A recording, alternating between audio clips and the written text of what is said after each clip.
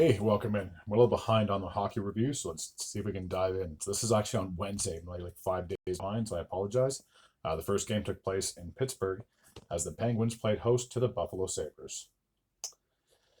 So in the first period, Tage Thompson would get his third goal of the season, assisted by Alex Tuck, just under a minute into that frame. Jordan Greenway would score just over 3 minutes into that same period, making it 2-0, getting his second goal of the season, assisted by Zucker. Brian Rust would finally get the Penguins on the board 11 minutes into that frame, a power play goal, his first of the season from Malkin and Crosby. And then J.J. Paderka would score just 32 seconds after that, his first of the season, assisted by Byram and Alex Tuck. So heading into the second period, the Sabres had a 3-1 lead. In the second, Drew O'Connor would get his second goal of the season, a shorthanded marker, assisted by Noah Lacheri, 9 minutes and 12 seconds of that frame, making it 3-2. And Jesse Pulveri would get his first goal of the year from Eller and Drew O'Connor, 15 minutes and 20 seconds of the second period. So heading into the third, we were all tied up at 3. In the third period, Evgeny Malkin would break the tie, getting his second goal of the season, assisted by Crosby, 3 minutes and 26 seconds of the frame.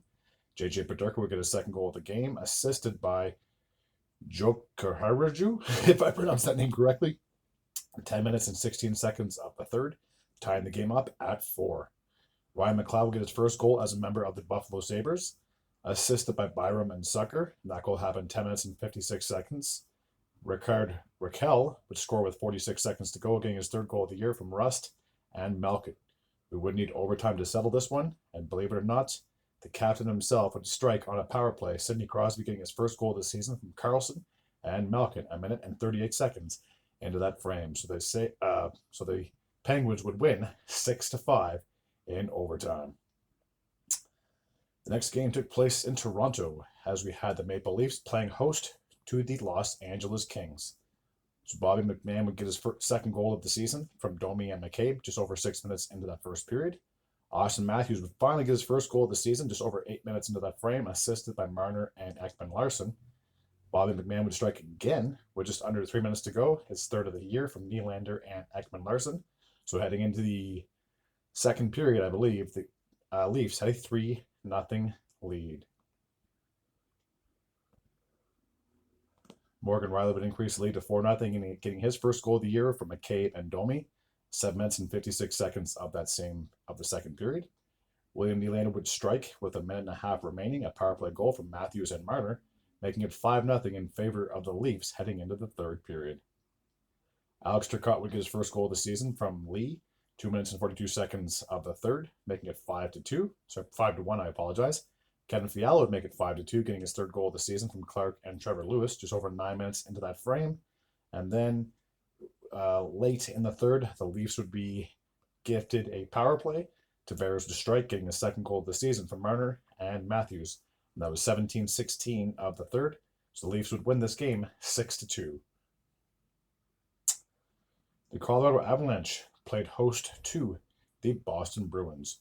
We'll take a look and see who scored in this game. So Cole Kopke, if I pronounce that name correctly, will get his second goal of the season from Peak and Zadorov, 13 minutes and 46 seconds of the first. Ross Colton would strike just under 2 minutes after that, getting his second goal of the season from Rantanen and Makar, a power play goal, I should note. Charlie Coyle would make it 2-1, getting a power play goal of his own 2 minutes and 2 seconds after Colton scored. For Coyle, that would be his first goal of the season, assisted by Lowry. Heading into the second, the Bruins had a 2-1 lead. They would strike again on the power play. This time it'd be David Pastrnak, his fourth of the season from Lindholm and Brad Marchand, just over 9 minutes into that second period. Hampus Lindholm would score not too long after that, getting his first of the season unassisted, 4-1 at that point in favor of the Bruins. Cale Makar would strike in the second period, getting his first goal of the season, a power play goal from Rantanen and McKinnon, making it 4-2 at that point, heading into the third period. Speaking of Rantanen, the guy's been red hot coming out of the gate. He would strike in the third, getting his fourth goal of the season from Makar and McKinnon. At this point, it was 4-3 in favor of the Bruins. The Avalanche would pull their goalie late in the third, just about 2 minutes remaining. John Beecher would strike on an empty net, unassisted, making it 5-3 in favor of Boston. So they would win this game by that score. And the last game from Wednesday took place in Anaheim as we had the Ducks playing host to the Utah Hockey Club. In the first period, Troy Terry would get his second goal of the season from Strome and Paterno, just over 4 minutes into that frame. Jack McBain would get his second goal of the season from Sergachev and Kesserling, just over 8 minutes into the game, tying the game up at 1. Barrett Hayton would get a power play goal, his fourth of the season from Schmaltz and Genther, 13 minutes and 25 seconds of the first. So heading into the second, the Utah Hockey Club had a 2-1 lead. Robbie Fabry would get his first goal as a member of the Ducks, assisted by Zegras and McTavish, tying the game up at 2, just over 8 minutes into the second period. Pavel Mintyukov would get his first goal of the season from Dumoulin and McTavish, and that goal happened with 3 minutes and 8 seconds to go on the clock. So heading into the third period, the Ducks had a 3-2 lead. Michael Kisling would get his first goal of the season from McBain and Doan, 5 minutes and 21 seconds of the third, tying the game up at 3. Clayton Keller, the captain, would break the tie, getting his fourth goal of the season from Schmaltz, 10 minutes and 50 seconds of the third, giving the Utah Hockey Club a 4-3 lead.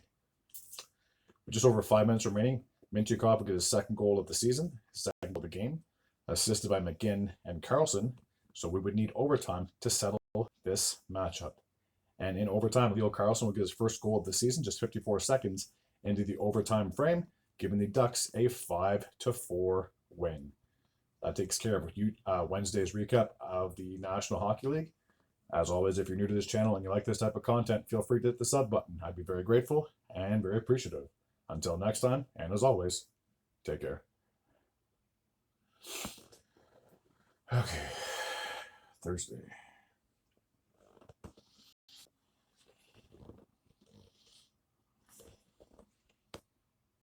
Oh, I forgot to pause it. Whoops.